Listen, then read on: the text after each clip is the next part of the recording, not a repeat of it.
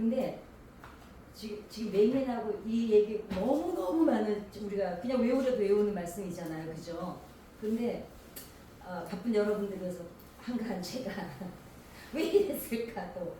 이게 이 말씀이 상당히 의미가 깊은 게, 지금 이 사람이 예수님을 부를 때 왜 불러요? 눈이 뜨고 싶어서 부르잖아요. 그죠? 근데 눈 얘기를 안 해요.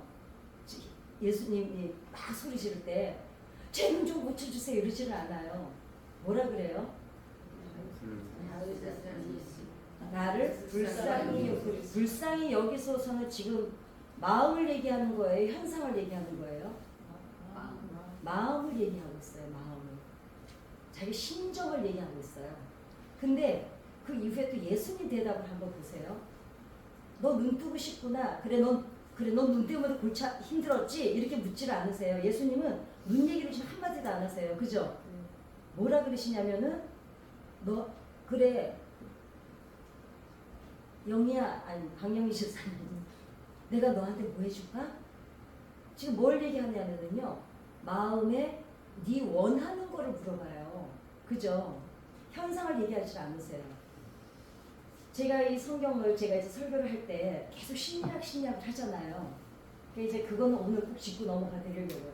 성경은 철저히 심리학입니다. 그죠? 하나님은 계속 마음을 얘기하시지 현상을 잘 얘기 안 하세요. 현상을 보면서 뭘 얘기하시냐면 하나님 마음을 얘기하세요. 그죠?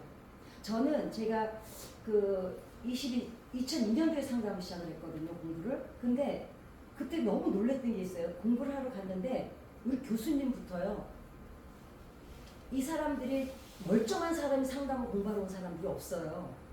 정말 솔직하게 말하면요, 80% 이상이 상담을 관심을 있고 공부를 하러 온 사람들은 다 본인들이 아파서 온 사람들이에요. 그러니까 거기에 관심이 지대하게 있는 거예요.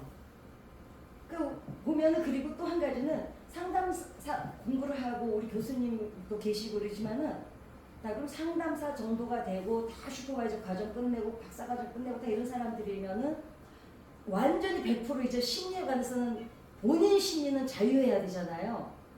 한두 가지 강박증은 다 가지고 있어요. 여진이라는 게 남아있죠. 우리가 왜 지진이 나고 나도 여진. 그러니까 사람은, 그러니까 결국은 제가 그때 깨달았어요. 상담으로만은 끝날 수가 없구나. 그러니까 상담에는 반드시 마지막에는 영적인 게 회복이 돼야 돼요. 그러니까 저는 그래서 끊임없이 이것을 접목을 시키는 거예요. 그래서 우리가 이제 우리나라에 제가 말씀드렸죠.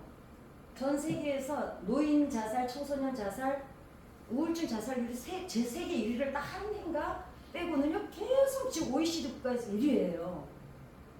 그 노인성 우울증하고, 노인성 우울증 왜 이렇게 많을까? 청소년 자살률은 왜 이렇게 많을까? 이게 다 사실은 그 안에 다 심리 안에 다 들어있어요. 제가 얘기하는, 오늘 얘기하고자 하는 거예요. 그러면 이제 빈둥지 증후군이라고 아시죠? 아내들이, 남편들도 있어요. 뭐 여자들한테만 돼 있는 건 아니고, 사실 먹고 살고 애 키우고 막 직장만 하고 뭐 애들 학교 보내고 결혼식 다 바빠서 내가 안 아픈 게 아니에요. 아픈 데가 있는데 그 아픈 데 집중할 시간이 없으니까 들여다보질 않았던 거예요. 근데 이제 빈둥지 증후군이 언제 오냐면, 이제 시집장가 다 보냈으니까 됐다 이러고 나면은 남편은 남편대로 바깥에서 바쁘고, 또 남편이 볼 때 아내는 그때서야 친구들 맨날 만나러 다니고 곰국 들통에다 끓여놓고 나가서 안 들어오고, 서로 빈둥지 증후군을 이제 둥지 안에 이제 혼자 있는 거야. 그 증후군을 느끼는 이유가 이제 그때서, 그러면 노인성 우울증이나 갱년기 우울증이 그때 오는 이유가 있어요. 그때서 그 전까지는 돌아볼 시간이 없었어요. 내 아픔을. 내가 그리고 어디가 아프긴 아프고 어디가 움직일 때마다 어디가 뭐 결리기는 하는데 도대체 거기가 왜 결리는지 돌아볼 틈이 없었어요. 그거보다 더 급한 것들이 많았기 때문에. 근데 이제 그때서야 자기를 직면하는 시간이 온 거예요. 자, 우리가 거울을 왜 보세요? 아침마다 나올 때 저는 거울을 5분마다 한 번씩 봐요. 거울이 서운해할까봐. 네, 그랬더니 누가 내 친구가 아 재수없어 그러더라고요. 정말 재는 너는 볼수록 재수없다 그러는데 저는 5분마다 거울을 봐요. 왜냐면 우리가 거울을 보는 이유가 뭐예요? 내 얼굴에 거울을 보지 않으면 내가 어떻게 생겼는지, 내가 얼굴에 뭐가 묻었는지, 머리가 아무것도 볼 수가 없어요. 그죠?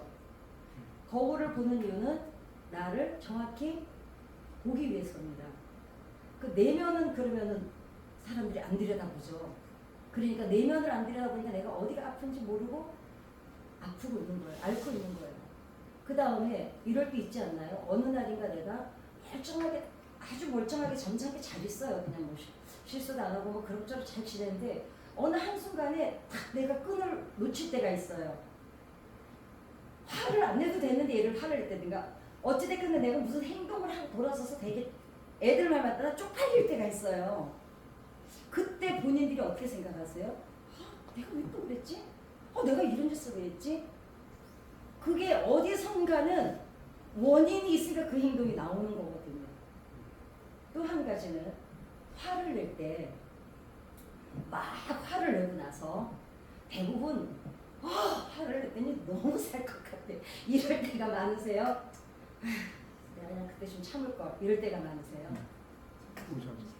말 좀 해봐. 그죠? 화를 내고 나서 그래 이 말은 내가 정말 잘했어. 한 번은 했어야 돼. 이런 화는 잘하신 거예요. 그 화는 냈어야 돼. 그런데 대부분 화를 내고 애를 두들기고 나거나 막 남편하고 싸우고 나거나 뭐 어찌됐거나 화를 내가 내 안에 폭발이 뭔가 일어나고 난 뒤에 자기가 뭘 느끼냐면 수치심과 자책감을 느껴요. 그러니까 화를 내야 마땅해서 냈는데도 불구하고 돌아서서 내가 힘이 든 거예요. 그럼 그거는 상대방의 문제가 아니었어요. 이제 정확히 진단이 내려지죠. 내가 화를 내고 그래 이건 한 번은 했어야 돼. 이건 한 번은 짚고 넘어갔어야 돼. 잘했어. 다른 방법이 있기도 했지만 그래도 이거 한 번은 잘했어. 이럴 때는 그거는 분명히 화를 냈어야 되는 문제예요. 그런데 내가 하고 나서 찝찝하고 쪽팔리고 수치감이 느껴지고 후회가 된다면 그거는 내 안에 다른 문제로 인해서 반응이 나온 거예요. 그러니까 누군가가 나한테 사건이 중요한 게 아니라 이 사건을 반응하는 내가 문제는 내 안에 어떤 문제가 있다는 거죠. 그렇다고 해서 내가 문제는 아니 이걸 오해하시면 안 돼. 그걸 좀 아니라는 얘기를 해드리려고 그래요. 내가 화를 내고 내가 반응한 내가 문제가 있기는 있지만 그 문제가 문제일 뿐이지 내가 문제는 아니라는 거. 이거 잊어버리시면 안 돼요. 이걸 잊어버리지 말고 들으셔야 제 이야기가 여러분이 시험에 안 드십니다. 아셨죠? 자, 에스겔서에 보면은요 무당일을 하는 사람들 조심하라 그러죠. 그러는데 예레미야에서는 이런 사람은 기도 중보기도 해주지 말라 그럽니다. 그런데 무당 같은 사람들을 찾아다니는 성도들이 있어요. 그리고 왜 그러면 그 사람들은 무당 같은 사람들을 찾아다닐까? 왜냐면 자기가 다니는 교회가 있고 그렇다고 또 새신자도 아니에요.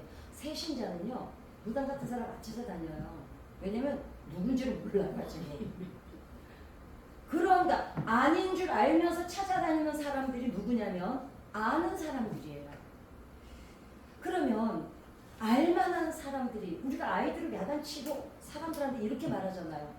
알만한 사람이 왜 그러냐 그러잖아요. 그죠? 그러니까 알만한 사람인데 왜 그럴까요? 그 안에 오늘의 제목이에요. 내 안에 울고 있는 내가 있어. 지금 그 무당 같은 사람들을 찾아다니는 사람들을 제가 잘못됐다고 욕을 하려고 하는 게 아니에요. 저는 욕을 안 해요. 왜냐면 저는 알아요. 왜 그러는지를. 그러니까 사실 별로 욕을 할 일이 없어요. 근데 자신이 듣고 싶은 말을 듣고 싶어서 찾아다니는 거예요. 그리고 이 교회 저 교회 또 이렇게 막 쇼핑을 다니는 사람들이 있어요. 예를 들어 인터넷이나 유튜브나 막 아무튼 여러 가지 TV나 그리고 또 이렇게 제가 보면은 그렇다고 한 목사님한테 꽂혀서 또 잘 듣는 것도 아니야. 처음에는 막 좋다고 들어요. 막 나한테 막 정말요. 저는요 얼마나 문자 폭탄을 줄 몰라요. 그리고 정말 자존심 상할 때가 뭐냐면 나보다 훨씬 설교 못하는 것 같은데 너무 은혜 받았다고 나한테 보내는 그 저희는 도대체 뭐야. 그러니까 자기는 막 은혜 받으니까. 왜? 내가 듣고 싶은 말을 들은 거예요.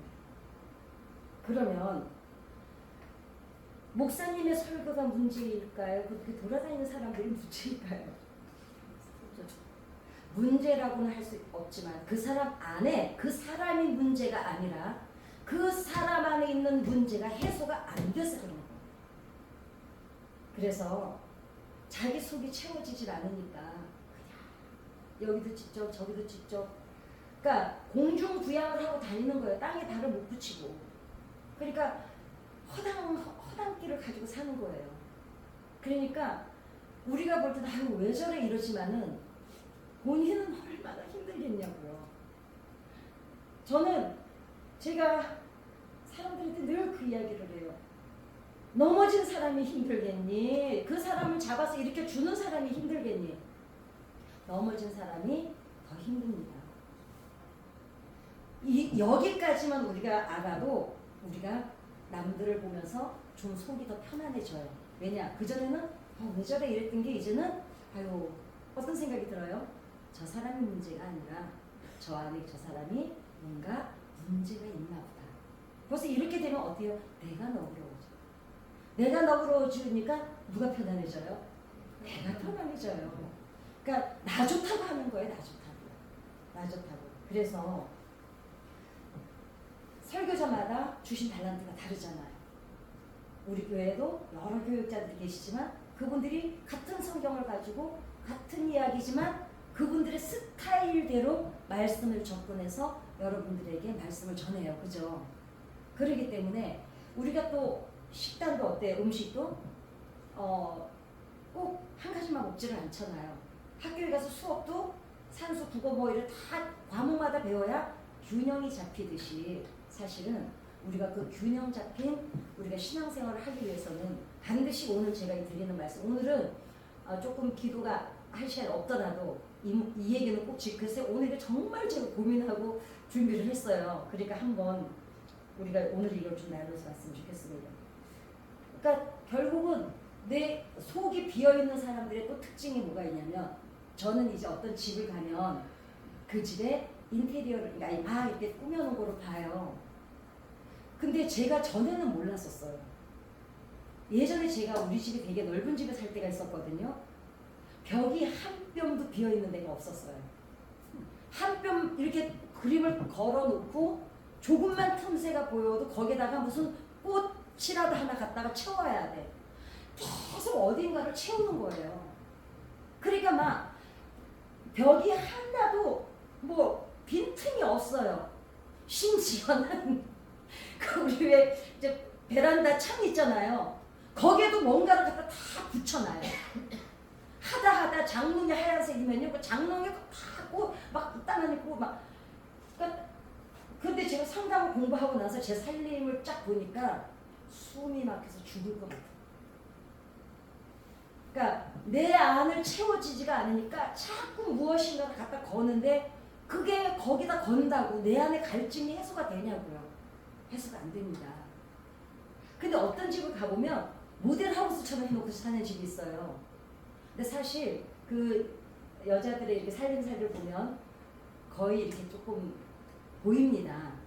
보인다는 게 무슨 무당이라서 보이는 게 아니라 이 사람 지금 정신이 살아났구나 안 살아났구나가 보인다. 오늘 또 집도사 가서 점검을 한번 해보세요.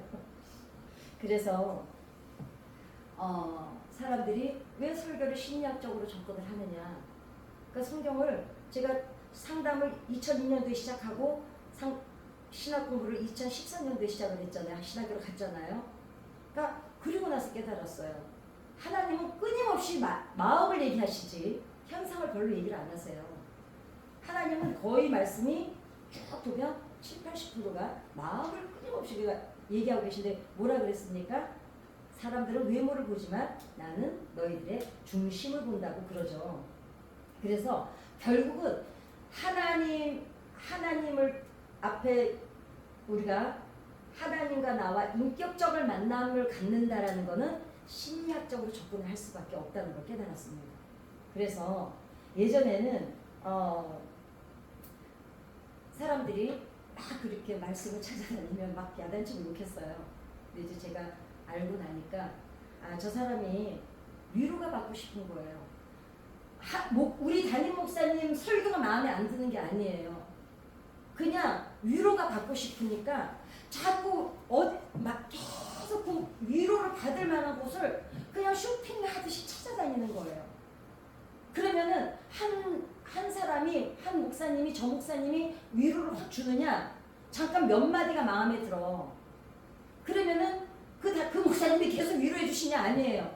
또 채워지지 않으니까 또 찾아다니고. 지금 내 속이 문제인데 내 속을, 내면을 보지를 못하니까 지금 왜 그러는지 모르고 자기도 쫓아다니는 거예요. 자기도.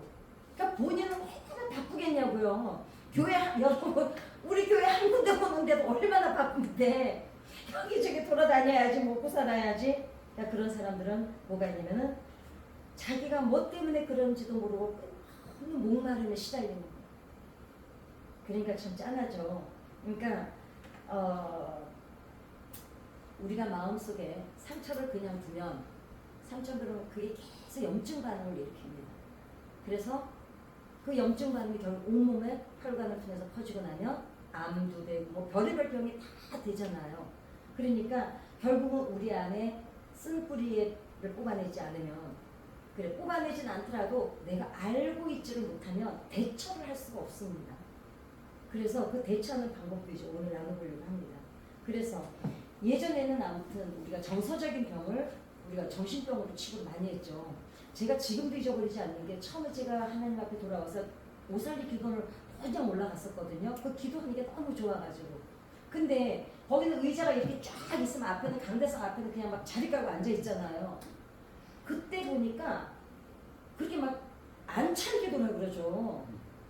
아니 어떤 소녀 하나를 데려다 놓고 음란마귀가 들었다고요? 딱 그 북부 있는 데를 애가 막 잘 찌르치는데 수건으로 입을 막고요. 막 두들겨 패는 거예요. 애를 막 귀신아 난 그래가지고 이제 그래도 그 총무과에 누가 연락을 해서 거기 기도원에서 이제 기도원 직원들이 오기라도 해서 그 애가 살았지. 저는 그때 너무 공포를 느꼈어요. 그때 제가 무슨 생각이 드냐면 귀신이 들어오면 너무 무서울 거구나. 거기 기도원 가셔서 그런 거 못 보셨어요? 그 오살리 가면 앞에 왜 강대상 앞에 그냥 쫙 그냥 펼쳐놓잖아요. 거기 다 누워있고 이제 거기는 대부분 금식 오래 하는 분들이 많이 계시는데 저는 너무 충격을 받은 거예요. 그렇게 소녀를 제가 그때 중학생 정도밖에 안 됐는데 아니 중학생 애가 무슨 음란 귀신이 들어오면 얼마나 들어오겠다고 막 그 이제 어디 동네 그 기도원 해놓고 막 하는 여자들 있잖아요. 그러니까 이제 같이 올라온 거야. 그래도 지네 기도원에서 했으면 죽일 수도 있었는데 그도 오살려 가지고 그 애가 사는 거예요. 직원들이 살려줘서. 그러니까 제가 어렸을 때만 해도 우울증이라는 병명 자체가 없었고 그 다음에 상담사라는 단어도 60년대 우리나라에 50년대에 없었잖아요. 그래서 보혜사라고 표현을 했잖아요. 그러니까 그만큼 우리는 공황장애라는 것도 사실 우리나라에 어떤 연예인 하나가 그 누구지? 유명한 사람인데 그 공황장애가 이제 자기가 밝혔기 때문에 그때부터 공황장애가 있는데 옛날에는 공황장애를 모르니까 뭐라 그래? 심장병인 줄 알았어요. 심장이 쪼여들고 숨이 막히고 막 진땀 흘리면서 그냥 기절을 해버리니까. 그러니까 그렇게 무지했었습니다. 그랬는데 이제는 거의 현대인들은 우울증 약이나 안정제 약 같은 거, 수면제는 뭐 말할 것 졸피뎀은 뭐 출구 많이 아무튼 처방이 되고 있고요. 그렇기 때문에 이제는 뭐 쉬쉬하고 부끄럽고 이런 문제가 아니에요. 아픈 게 주인은 아니잖아요. 그죠? 그래서 우리가 병원을 가면 육체에 온 병은 어떤 진단을 통해서 막 MRI도 찍고 CT도 찍고 해서 밝혀내죠. 근데 마음의 병은요 정말로 밝혀내지를 못해요. 어디가 아픈지를 몰라요. 그래서 정신과가 있고 사실은 정신과는 이미 경계선이 넘은 사람들이 가서 진단을 받는 곳이지 정신과는 약을 처방해주고 그 사람 환자 취급을 하는 곳이에요. 근데 더 중요한 거는 경계선은 넘지 않았는데 끊임없이 앓고 있는 사람들이 그만큼 많다는 거죠. 그러니까 우리나라에 노인 그 노인 우울증, 청소년 우울증 자살률이 세계 1위를 계속 달리고 있는 겁니다. 그래서 정서적인 병은 정말 뿌리가 깊은데 형체는 보이지 않고, 근데 그 애가 가만히 있지를 않고 육체까지 아프게 합니다. 대부분 마음이 아프면요 틀림없이 신체화로 나타납니다. 왜냐하면 사람은 어떤 경우든지 자기 안에 있는 억압된 거를 말로 표현을 해야 돼요. 감정을 말로 표현해야 돼요. 그러니까 우리가 지금 통성기도 하는 사람들이 건강한 이유고, 제가 말씀드렸었는데 그 통성기도를 특히 수목교회 권사님들이 명의 기시대요.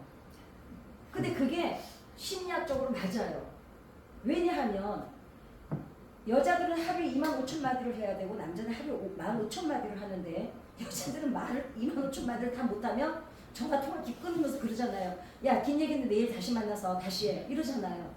그 긴 얘기를 못다한 이야기를 여러분들이 와서 통성기도로 다 하나님 앞에, 더군다나 그냥 이야기를 하면 이거는 해소가 안 돼요.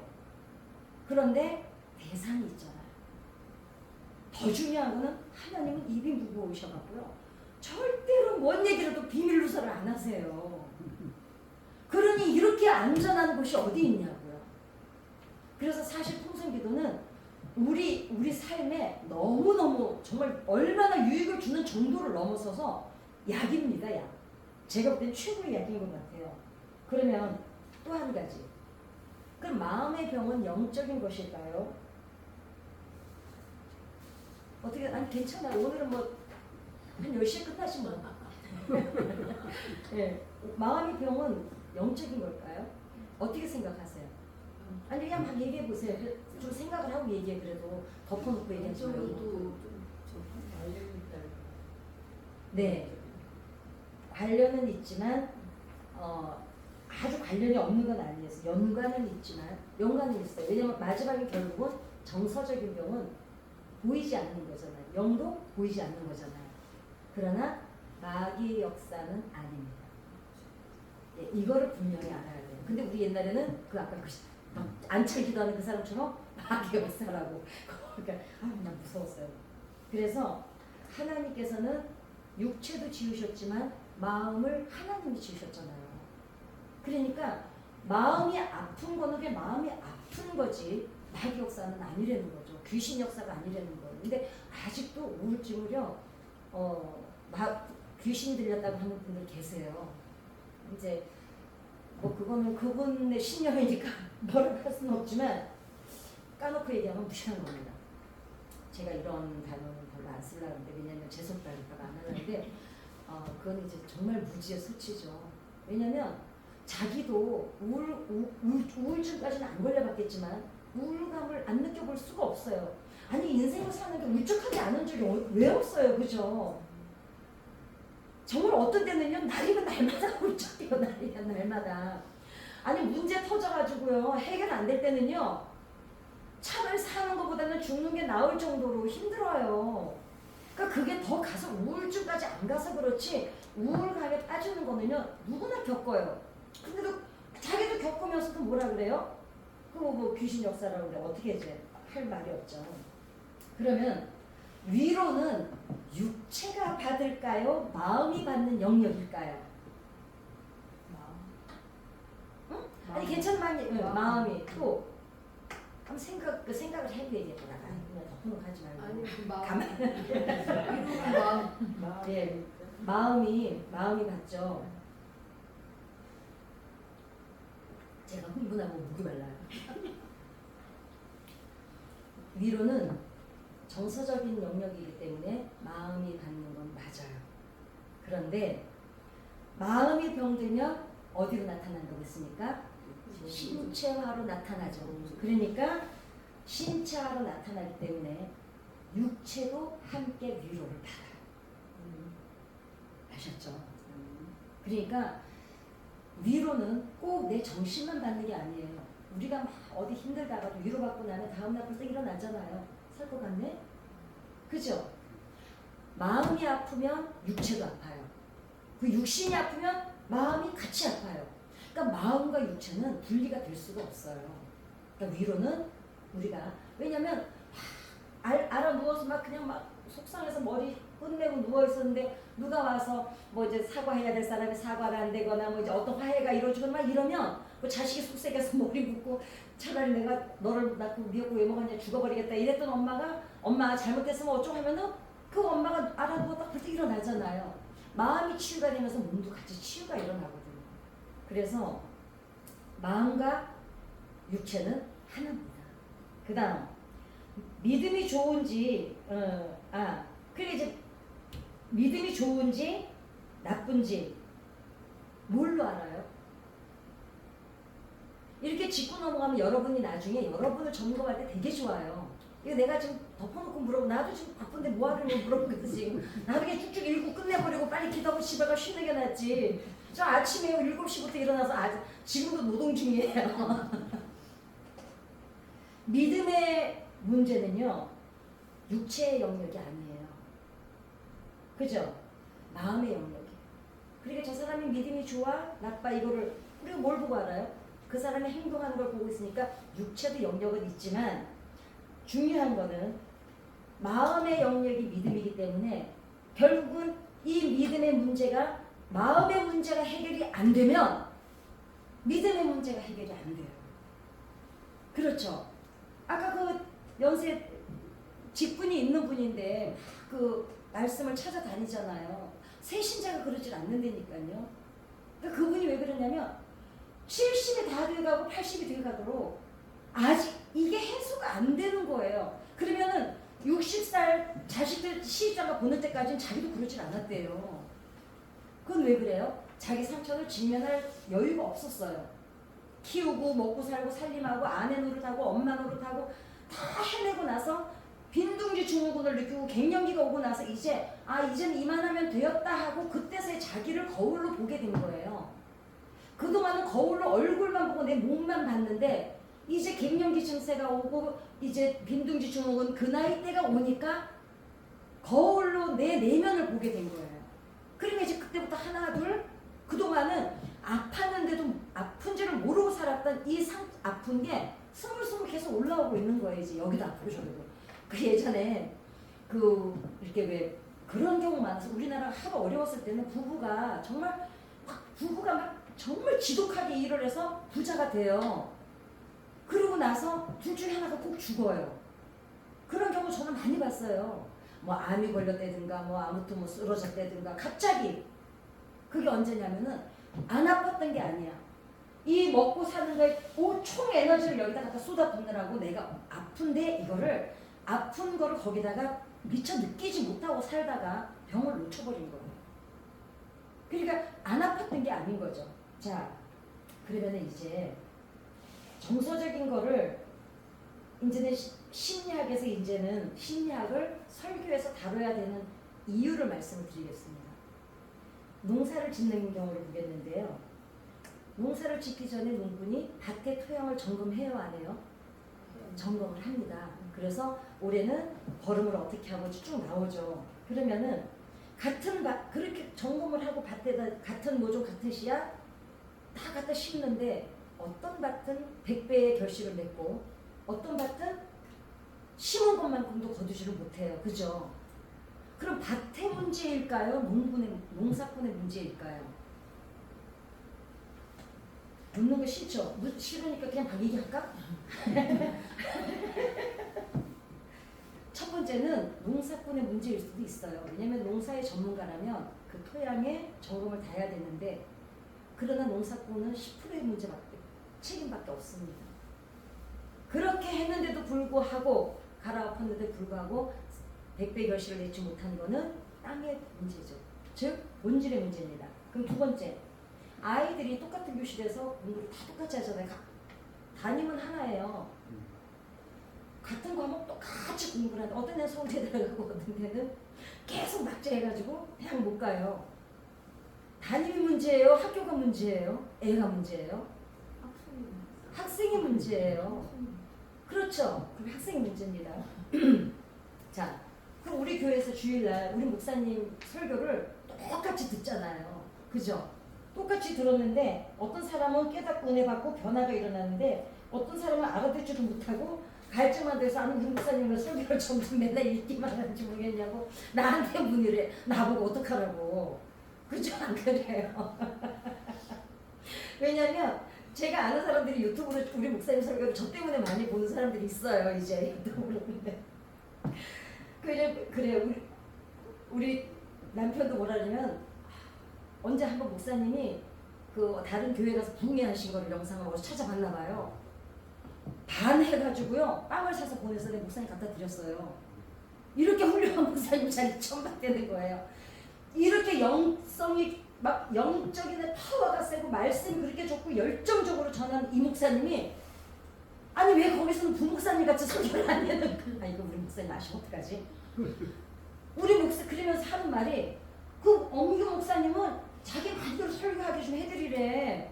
아니 왜 누가 뭐라 그래가지고 그 목사님이 주일날 설교는 부목사님처럼 하냐 이거야. 나갔을 때는 부목사 같은데 교회에서는 부목사님. 아 이건 편집해야 되겠다. 우리 목사님을 만들겠다. 그 우리 목사님 그 설교를 듣고 그래요. 똑같은 설교를 똑같이 들었는데 어떤 사람은 깨닫고 은혜 받고 그래 하나님 감사합니다 이러고 돌아가는데 어떤 사람은 뭔 얘기를 그런지 자다 일어나가지고 그냥 눈곱기 붙이고 가요. 그러면 설교자의 문제일까요? 들은 성도의 문제일까요? 나의 문제입니다. 그러면 사람들이 밭도 그러면 그렇게 씨앗을 못 내는 밭은 관리를 어떻게 하는 농사꾼을 봤더니 한 2년 정도요 거름만 계속해요. 그래가지고 묵혀요. 그리고 한 3년째 농사를 지면요 뭐 아주 그냥 비료고 뭐 할 필요가 없어요. 그리고 땅은 자생하는 능력이 있잖아요. 결국은 사람들의 내적인 문제가 걸림돌이 되면은요 그 걸림돌을 먼저 제거를 해야 돼요. 하고 회복한 후에 말씀을 들으면 그때부터 인격적인 성장과 성숙이 이루어집니다. 그러면은 그 갈증이 해결되겠죠. 자, 그동안은 심리적인 것을 사실은 좀 무시했어요. 그래가지고 다그치기만 했어요. 왜 믿음이 그 모양이냐 그러고 왜 사람이 그 모양 왜 변화가 안 일어나냐 그러고 그러면은 이게 조금만 더 관심을 미리 가졌더라면 저 성도가 그러면은 좀 따로 개인 상담도 할 수 있고 상담실로 보낼 수도 있고 뭐 아무튼 그 사람의 문제를 누가 들어주기만 해도 되거든요. 사실 마음이 아픈 사람들은요 누가 이 사람을 전적으로 이 사람이 신뢰할 수 있는 사람한테 가서 자기 이야기를 상담실이 하는 일이 그거예요. 하나님하고 상담사하고 공통점 말씀드렸잖아요. 비밀이 보장된다는 거. 그러니까 와서 그냥 아무에게도 심지어는 내 스스로에게도 어떤 때는 내놓지 못한 얘기가 있어요. 왜? 대면하는 게 두려워. 그랬던 거를 다 내놓고 나면 이미 그것만으로도 80%는 회복이 일어나거든요. 해소가 되니까 체했을 때 소화제 먹으면 내려가잖아요. 그러니까 뭔가 원인이 있으면 해결을 해주면 거기는 다시 회복이 되는 거거든요. 근데 그거를 가지고 나는 왜 믿음이 없냐고 너는 왜 변화가 안 일어나고 지금 권사가 장로가 돼서 왜 그 모양이냐 그러고 아직도 그 모양입니다. 내면 아이 때 그 내면 아이를 해결하지 못하니까 성인이 돼서도 여전히 성인 아이 짓을 하는 겁니다. 자 그러면 이런 말을 또 이런 반박을 할 수가 있습니다. 아니 하나님의 능력이 있으신데 왜 말씀만으로 안 돼요? 어떻게 생각하세요? 말씀만으로 돼요. 되는데 시간이 오래 걸려요. 왜냐하면 우리가 최고의 치료자는 예수님밖에 없으세요. 결국은 모든 게 심리적인 거 육체적인 거 하나님이시셨기 때문에 마지막 귀결은 예수 그리스도로 끝내야 돼요. 저는 상담의 목적이 저는 영적인 거예요. 왜? 이 문제 아무리 상담을 잘해서 회복을 시켜서 딱 돌려보내놔도요 어느 날 다시 또 와요. 왜냐면 이 영적인 게 마무리가 매듭이 안 지어지면 우리가 운동화 끈 알잖아요. 그 끝에 끈 풀어질까 봐 뭘로 해놔요? 그 플라스틱 같은 걸로 매듭을 지어 놓잖아요. 그게 이제 우리가 텔로미어라 그래가지고 우리 나이 그 이제 수명이 정해지는 걸 텔로미어라 그러는데 그 텔로미어 끝에가 그게 운동화 끈처럼 끝에가 매어져 있어요. 이게 끝나면은 우리 수명이 끝나는데 이거를 지금 연장하는 기술이 개발이 됐잖아요. 그럼 우리 못 주고 어떡하면 좋아. 우리 앞으로 이제 한 300년 더 빨리 될지도 몰라. 그리고 우리 얼굴 많이 고쳐야 돼. 그때까지 어떻게 견디겠으니까. 나는 좋은데. 그랬는데 이 매듭을 상담 심리를 아무리 잘해놔도 영적인 매듭을 끊는 거는 텔로 머레이라고 끝에 같은 이게 있어야 되는 거예요. 이게 매듭이 지어지지 않으면 그 사람은 어느 날인가 마음은 하나님이 채워주지 않으면 안 돼요. 이게 안 채워지고 다시 또 재발을 할 수가 있는 확률이 높습니다. 우울증을 2년 앓은 사람이 재발할 확률이 50%예요. 3년을 앓은 사람은 재발할 확률이 70%입니다. 그렇기 때문에 반드시 상담은 이제 예수 안 믿는 상담사들은 힘이 들어요. 왜냐하면 그 사람들은 왜 마무리가 안 되는지를 몰라요. 우리는 알아요. 상담의 마무리는 반드시 영적인 걸로 귀결이 된다는 우리는 알기 때문에 그럽니다. 그러니까 병원을 가도 어떻게 해요? 제가 디스크 아플 때 팔이 아프더라고요. 디스크인 줄도 모르고 팔이 아파갔는데 원인을 어디서 찾아요? 목에서 찾아내는 거예요. 원인은 여기 있었던 거예요. 아픈 건 어디로 나타났어요? 왼쪽 팔로 나타났던 거죠. 그래서 우리가 영적인 걸로 하나님의 말씀으로 변화가 일어나고 치유가 되지만 이게 우리가 병원을 가도 막 MRI, 엑스레이 다 찍잖아요. 그러면은 빨리 과를 찾아가죠. 내가 지금 어디 빨리 다 내 점검을 하고 나면 당신은 디스크니까 이건 정형외과로 가세요. 그럼 거기만 다니면 돼요. 괜히 쓸데없이 이과 저과 돌아다닐 필요가 없거든요. 영적인 것도 그래요. 마음의 상처 내가 왜 그런지를 알면 그 문제를 하나님 앞에 놓고 집중적으로 기도할 수가 있고 또 한 가지 유익은 뭐가 있냐면 내가 적어도 이 행동을 왜 하는지를 알게 되면 이렇게 할 수가 있어요. 설교를 들을 때 거슬림이 없어요. 말씀을 찾아서 안 돌아다녀요. 왜? 지금 저게 거슬리는 게 저 설교의 자의 문제가 아니라 내 안에 여기 쓴뿌리가 지금 얘랑 부딪혔구나를 아니까 본인이 고통을 받지를 않아요. 이게 유익화되는 거죠. 그래서 빨리 내 안에 상처가 뭔지 찾아내는 게 좋다는 겁니다. 그래서 이제 이 얘기는 오늘 길어서 못할 것 같고 다른 얘기.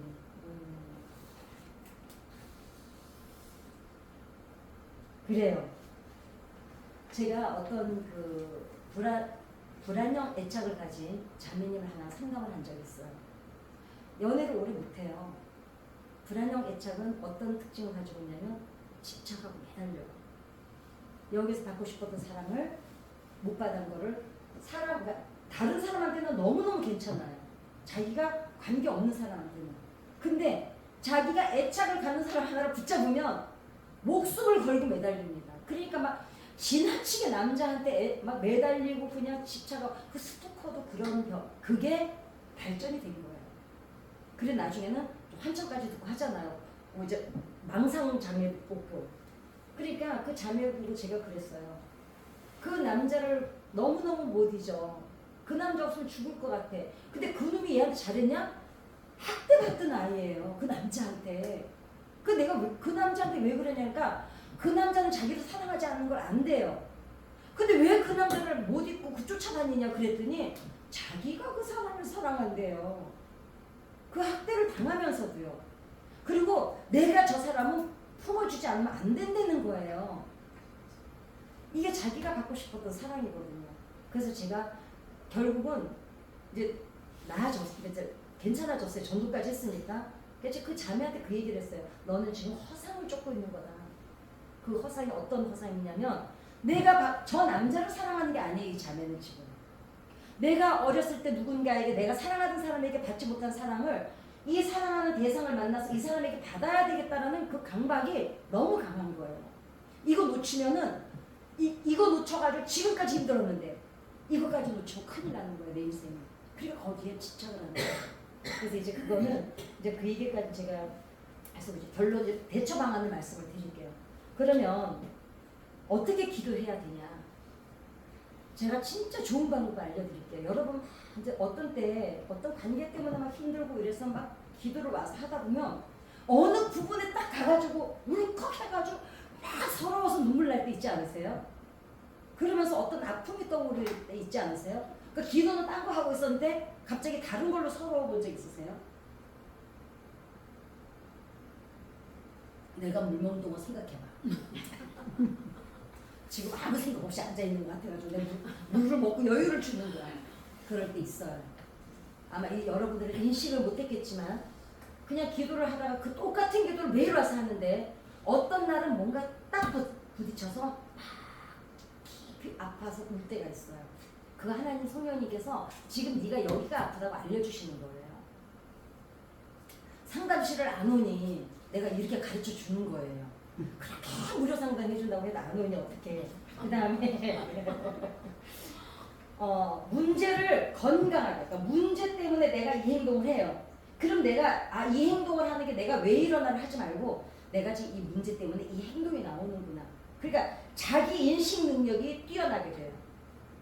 내가 도대체 왜 이러는지를 인식하게 되는 거죠. 그 능력이 뛰어나게 되면 적어도 내가 문제 때문에 하는 행동을 휘둘리지를 않아요. 그러니까 내가 왜 사람들 그러잖아. 아, 저 사람 그 말 하면 안 돼. 저 사람 그 말만 하면 뒤집어져. 이런 사람 있죠. 자기가 왜 그런지 그 문제를 알고 있으면 내가 그 욱하는 그 뒤집어지는 짓을 안 한다는 거죠. 그리고 누가 무슨 말을 툭 건드렸을 때 상처를 안 받아요. 왜? 지금 저 사람이 저 말해서 내가 아픈 게 아니야. 내가 항상 이 문제 때문에 저런 소리를 들으면 내가 속이 상해. 그럼 첫째 누가 편해요? 내가 편해요. 내가. 누가 안 묘하니까. 그리고 그 사람하고 원수도 되지 않을 수 있고 그 사람을 만나도 편안할 수가 있고 누가 좋아요? 내가 좋아요.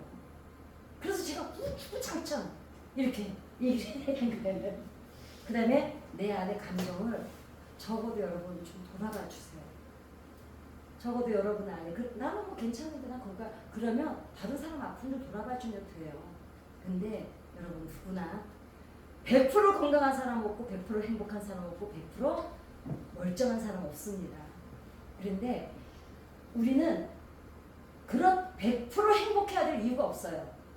100% 건강해야 될 이유가 없어요. 아니 사람이 어디 한 군데는 좀 아파야 인간적이지. 그럼 어떻게 눈물 하나는 좀 있어야 인간적이지. 단지 그것 때문에 매여서 휘둘리지 않는다면 그게 오히려 불안이 좋다고 그랬잖아요. 불안이 나쁘진 않아요.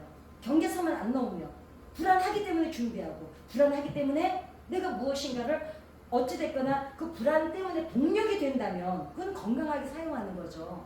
그러니까 그게 자기인식 능력이 뛰어나게 되면 그거를 사용을 해요. 이제 내 상처를 가지고 휘둘리는 게 아니라 나는 이런 문제가 있어. 그러니까 된 불안장애 있는 사람들이 또 몰빵을 잘하기 때문에 저 같은 사람이에요. 저는 사람들이 그 많은 일을 어떻게 해냈냐고 그래요. 학교 상담사죠, 노래하러 다니죠, 글 쓰죠, 방송 진행했죠, 교회 다녔죠, 지금은 설교까지 하죠, 피아노까지 치죠, 기타까지 치죠. 어떻게 하냐고 그래요. 제가 인정 욕구가 너무 강하고 불안장애가 심하다 보니까 뭔가를 하면 불안해서라도 한 가지를 하면 끝까지 해내요. 왜? 그래야 그거라도 할 줄 알아야 내가 안심이 되니까. 그러니까 그거를 저는 오히려 병은 알았지만 그게 저한테는 동력이 된 거예요. 그죠? 그러니까 내 약점을 강점이 되게 하는 거예요. 이게 뭐냐면은 자기 인식 능력입니다. 메타인지라고 하는데 그건 나중에 해야 되고. 그 다음에 한 가지 또 방법 알려드릴게요. 자동적 사고라는 게 있어요. 우리가 어떤 일을 딱 당했을 때 그냥 내가 이 생각을 해야 하지 않은데 그냥 펄떡 떠오르는 생각을 우리가 자동적 사고라고 그러거든요. 그 생각을 다스릴 수 있어요. 그 생각이 펄떡 일어날 때는 제가 항상 말씀드리죠. 여기 있지 말라고. 장소를 바꾸라고. 그래가지고 몸을 쓰세요. 몸을. 왜냐하면 사람은요. 어딘가가 마음이 아프고 힘들 때 예를 들면 내가 어디가 아픈 데가 있어요. 그 아까 얘기했잖아요. 부부가 너무 열심히 사느라고 아픈 것도 모르고 살았잖아요. 안 아픈 게 아니었어요. 아팠어요. 내가 여기 이상하다 하면서도 왜 이게 덜 아팠어요? 힘쓰는 데가 더 많으니까. 그래서 여기 앉아서 어떤 자동적 사고, 부정적인 생각이 딱 올 때는 그 자리를 빨리 일어나서 시장 토이고 막 돌아다니세요. 몸을 써서 내 힘이 이 부정적 사고에 집중하지 않게 에너지를 여기다 쓰지 않게 다른 데다 분산을 시키려는 거죠. 그러면은 우울감을 훨씬 뛰어넘기가 쉬워요. 그 다음에 이제는 여러분들이 내 마음이 아픈 이유를 찾아서 그래 왜 기도해도 어떤 때는 있잖아요. 그러니까 왜 제가 이 얘기를 주구장창하냐면 믿음이 없어서 그런 거 아니에요. 여러분들이 믿음이 없어서 그런 거, 인격이 안 돼서 그런 것도 아니에요. 내 인격도 마찬가지지만 다른 사람들 인격이 안 돼서 그런 게 아니라 그 사람이 아파서 그래요. 그럼 나는 왜 그래? 나도 아파서 그래. 그걸 찾아내면 돼요. 어떻게 찾아내냐? 정말 찾고 싶으면 나한테 오시든가 아니면 하나님 앞에 기도하다가 아까 제가 알려드렸죠. 맨날 똑같은 기도 제목을 놓고 쭉 기도하는데 어느 날인가 정말 탁 부딪혀서 딱 그 문제 때문에 아파서 울 때가 있어요. 그럼 그거를 물어보세요. 알아차림이라고 그러거든요. 자꾸 짚고 지금 너 그 문제 때문에 왜 아픈데? 이게 지금 내가 왜 아프지? 아 이거 그때 그랬었는데 그렇게 찾아 들어가서 뿌리를 내려가 보는 거예요. 여러분 암 수술의 관건은요. 세포에 남아있는 암 세포를 없애는 게 관건이에요. 덩어리는 사진만 찍어도 다 보여요. 나중에 재발 안 되는 게 관건이 뭐예요? 세포 속에 있는 걸 끄집어내는 거거든요. 그러니까 이제는 여러분 안에 울고 있는 내면 아이를, 성인 아이, 내 안에 울고 있는 나를 찾아서 좀 스스로 위로해 주세요. 괜찮아. 그때는 너무 어렸잖아. 그리고 너는 그때 상황이 안 됐잖아. 그리고 그때는 어쩔 수가 없었잖아. 그리고 너는 그때 힘이 없었잖아. 그러면 어린아이 때만 얘기하는 게 아닙니다. 살아오면서 여러분들이한 전화, 상처, 트라우마가 왜 없어요? 이렇게 받은 트라우마, 저렇게 받은 트라우마인데 이제는 그거를 그때 네가 그때 내가 어른스러울지 못해서 이러지 마세요. 아니야. 그때 나는 힘이 없었어. 그때 나는 어쩔 수가 없었어. 괜찮아. 이제부터라도 안 하면 되지. 그래서 정말 나를 소중히 여겨주고 나를 위로해주고 그래서 여러분의 자존감이 정말 그 토양이 한 2년 정도 그냥 자유함으로 아무것도 신지 말고 거기다가 뭐도 하지 말고 좀 이렇게 걸음을 줘서 좀 윤기 나게 해서 좀 거기서 이제는 은혜의 담비가 정말 솟아나게 그렇게 이제는 내 자신을 내 토양을 가꿔야 되는데 그것이 무엇이냐? 이제는 하나님 앞에 답답함 와서 내어놓는 거. 그대로 내어놓는 거. 그래서 이제는 흉터 자국은 남죠. 우리가 그쵸? 흉터 자국이 우리가 왜 그러잖아요. 어디 이렇게 앓고 나면 흉터 자국이 남죠. 근데 그 흉터 자국을 보면서 어느 때는 보면서도 아무 생각 안 날 때 있죠. 그건 왜 그래요? 이미 그거는 뛰어넘었어요. 그런데 뛰어넘었다고 없었던 일이 되나요? 아니에요. 우리가 겪어온 인생의 나이테 속에 다 옹이처럼 박혀 있어요. 그런데 그 옹이를 이제는 보면서도 아무렇지도 않을 수 있는 건 왜 그래요? 내가 거기서 이제는 충분히 위로를 받았기 때문이거든요. 그러니까 홀로 내가 어떤 아픔이 있었던 뭐 이런 것들 이제는 내 안에 나를 이제는 다독거려주고 그 다음에 제일 좋은 방법은 부정적인 사고가 올 때 막 돌아다니는 거 그 다음에 답답할 때는 하나님 앞에서 기도하다가 뭔가 울컥 올라오는 게 있으면 그거를 찾아 들어가서 하는 거. 그 다음에 내가 예전에 잊지 못한 아픔이 여전히 있다면 알고 기도하는 거 하고 모르고 기도하는 건 완전히 다릅니다. 그때 그 불안형 애착을 가졌던 자매가 치유를 받았던 이유가 있어요. 하나님 앞에 제가 전도를 해서 마지막으로 교회를 나와서 기도를 하는 법을 제가 이렇게 알려줬어요. 그 남자가 너무너무 보고 싶어서 막 못 견딜 때 이렇게 하라 그랬어요. 지금 내가 저 남자를 사랑해서 보고 싶은 게 아니야. 내가 사랑할 대상을 잃는 게 무서워서 그러는 거야. 그러니까 어떻게 해야 돼? 괜찮아. 저 사람 없어도 또 너를 사랑해 줄 사람이 나타날 거야. 걱정하지 마. 그걸 너한테 얘기를 해줘라. 이 사람이 나쁜 놈이고 나쁜 남자인지 뻔하면서 나쁜 남자한테 빠져요. 여기서 못 나오는 거예요. 그거는 자기의 문제, 그 사람의 문제가 아닙니다. 선택은 자기가 했잖아요.